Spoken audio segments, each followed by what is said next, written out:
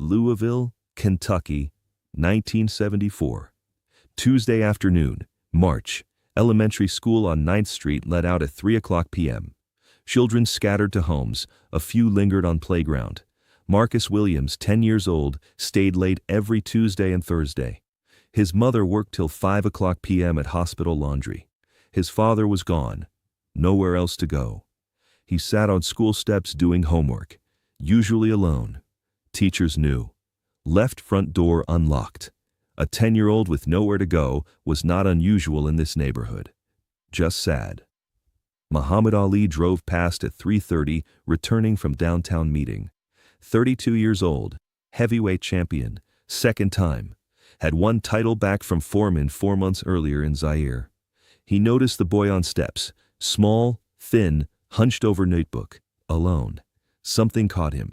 He drove past, made it half a block, stopped, made U-turn, pulled up in front of school. Marcus looked up when the car stopped. Nice car. Too nice for this neighborhood. The driver's window came down. A face appeared. Marcus knew that face. Everyone knew that face. "Hey, young man, you waiting for someone?" Marcus stared. Muhammad Ali was talking to him. "My mom. She works till 5. It's 3:30. That's a long wait. I do homework." Ali looked at the notebook. "What subject?" "Math. I'm not good at it." "Can I see?" Marcus hesitated, walked to the car, showed Ali the notebook. Long division problems, half of them wrong. Ali looked at them. "You're carrying wrong. See here, you forgot to bring down the number." Marcus looked. "Oh." Ali pointed to another. "This one too. You're close, just missing one step." They went through 3 problems together. Ali leaning out the car window, Marcus standing on the sidewalk. A heavyweight champion teaching a 10-year-old long division on a Tuesday afternoon in March. "You understand now?" Marcus nodded. "Good. You're smart. Just needed someone to show you the step." Marcus looked at Ali. Ali smiled. "Yes." "Why did you stop?" Ali was quiet for a moment. "Because you were alone, and I remember being alone, and someone helped me once when I was alone. So I help when I can." "Thank you." "You're welcome.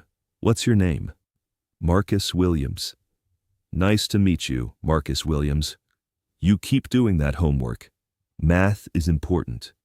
Ali started to drive away. Stopped again, backed up. "Marcus, your mom works till 5 every day?" "Tuesday and Thursday." "You sit here every Tuesday and Thursday till 5? Marcus nodded. "That's 2.5 hours. Long time for a kid to sit on steps." "It's okay."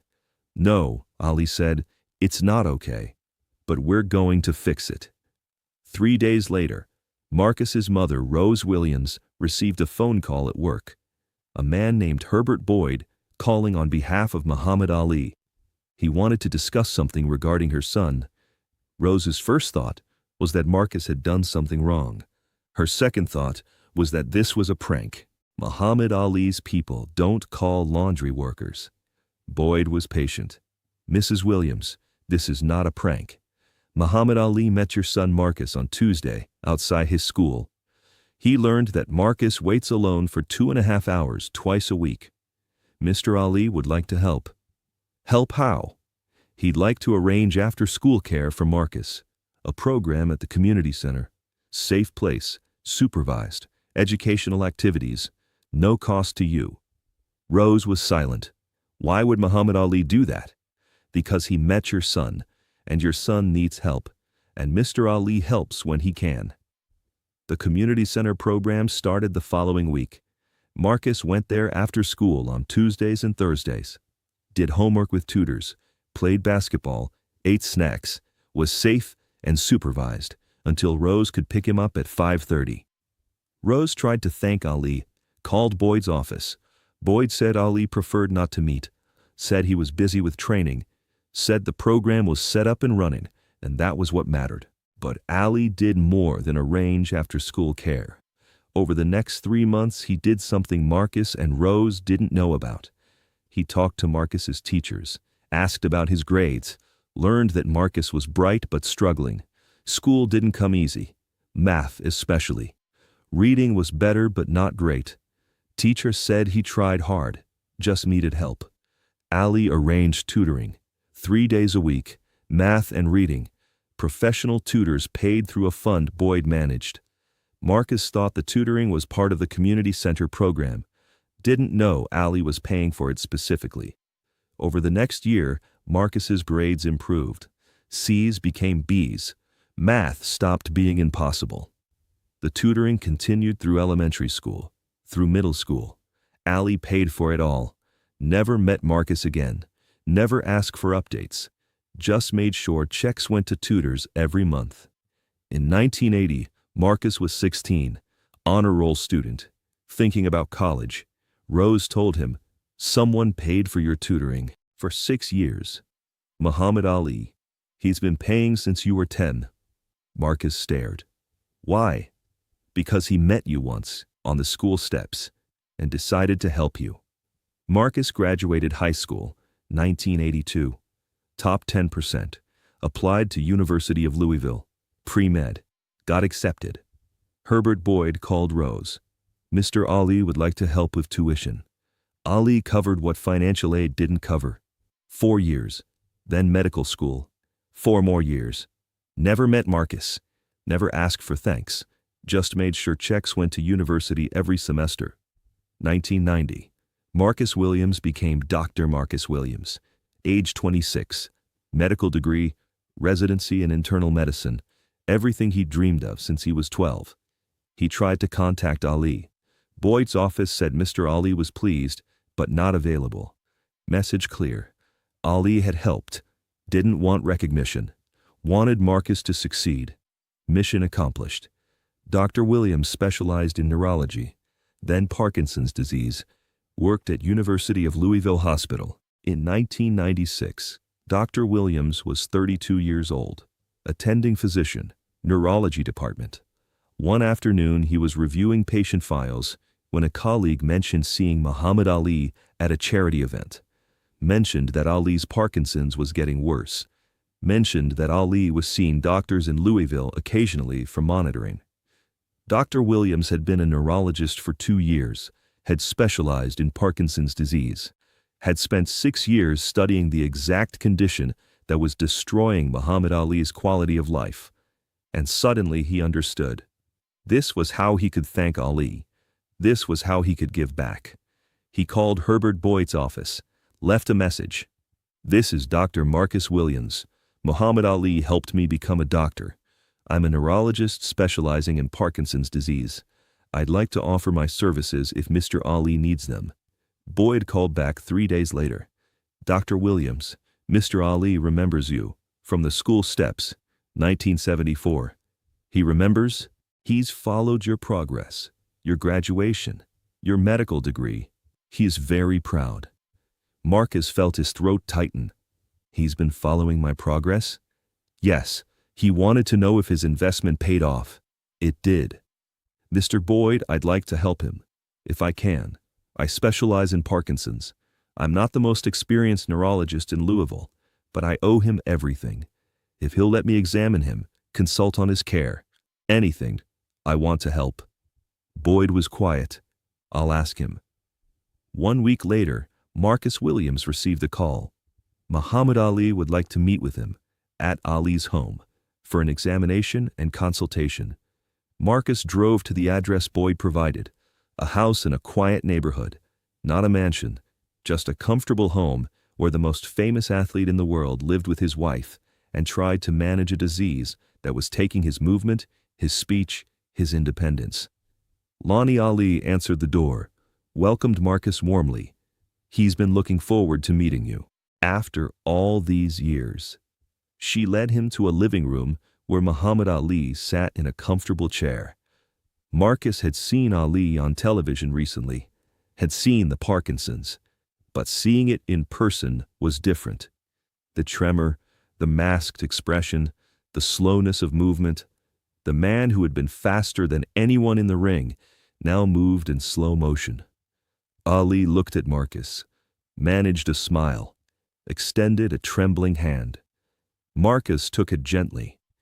Mr. Ali, I'm Dr. Marcus Williams, but you knew me as Marcus from the school steps, 1974.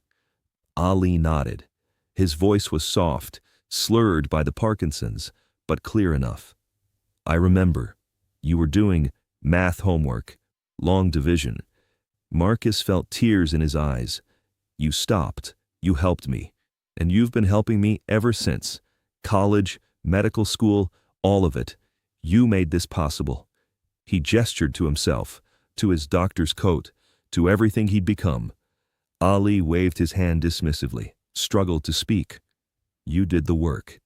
Paid some bills. You paid for my future. And now I'd like to help you, if you'll let me. They spent the next hour together. Marcus conducted a neurological examination, assessed Ali's symptoms, reviewed his medications, asked questions about his daily life, his challenges, his management strategies, took detailed notes, made recommendations. When they finished, Marcus sat across from Ali. Mr. Ali, I want to be honest with you. Your Parkinson's is progressive. I can't cure it. Nobody can, but I can help manage it.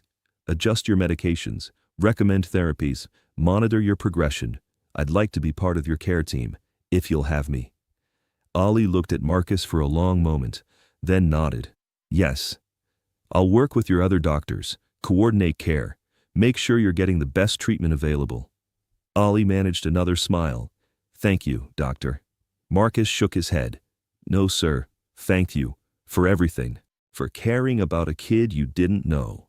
For changing my life. They sat in silence for a moment. Two men. One who had been the greatest boxer in the world and was now losing to a disease. One who had been a lonely kid on school steps and was now a doctor. Connected by a decision made 22 years earlier, on a Tuesday afternoon, when a champion stopped his car because he saw someone alone who needed help. Over the next 10 years, Dr. Marcus Williams was part of Muhammad Ali's medical team, monitored his Parkinson's, adjusted medications, provided consultations, visited Ali regularly, became not just his doctor, but his friend. Someone who understood that the care he was providing was payment for a debt that could never fully be repaid. In 2006, Marcus attended Ali's 64th birthday celebration, watched Ali surrounded by family and friends and admirers from around the world. Later, in a quiet moment, Marcus pulled Lonnie aside. I want to tell you something. About the first time I met your husband. He told her the story. The school steps, the math homework, the 22 years of help that followed, the education Ali had paid for, the future Ali had made possible. Lonnie listened with tears in her eyes.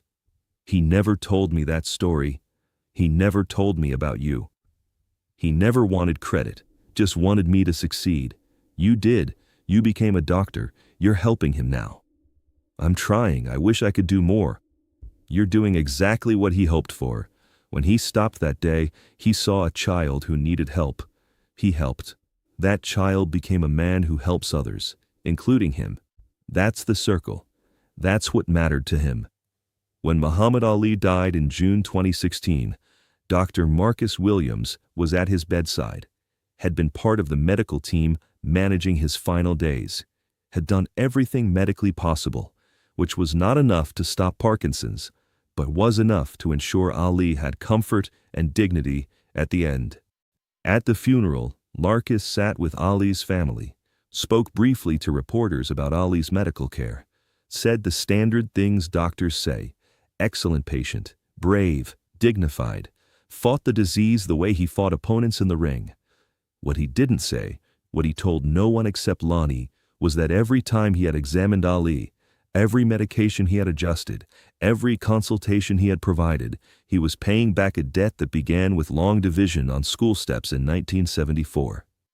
That Muhammad Ali had taken a poor 10-year-old boy with no future and turned him into Dr. Marcus Williams, neurologist, by doing one simple thing: stopping when he saw someone who needed help. Years later, when Marcus told this story to his own children, they asked him what he learned from Muhammad Ali. He told them that greatness isn't about what you achieve for yourself, It's about what you do for others. Your grandfather Ali, that's what my kids called him, was the greatest boxer in the world, but that's not why he was great.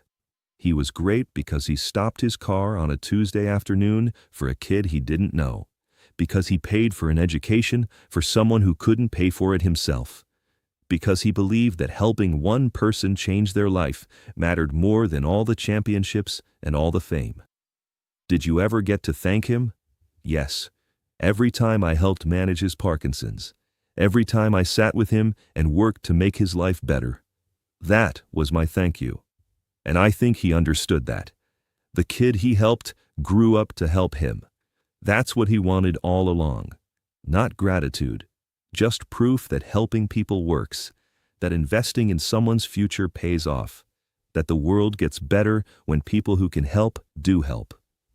Marcus Williams practiced medicine for another 20 years after Ali died, treated thousands of patients, specialized in Parkinson's disease, became an expert in the field, trained younger doctors, advanced research, made contributions to the treatment of the disease that had taken his mentor.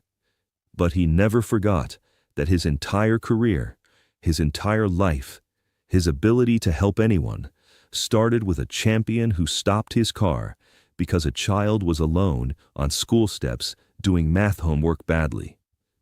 Sometimes the greatest victories happen outside the ring. Sometimes they happen on a Tuesday afternoon in March, when someone with everything stops to help someone with nothing. And sometimes, if you're very lucky, that someone you helped grows up to help you back.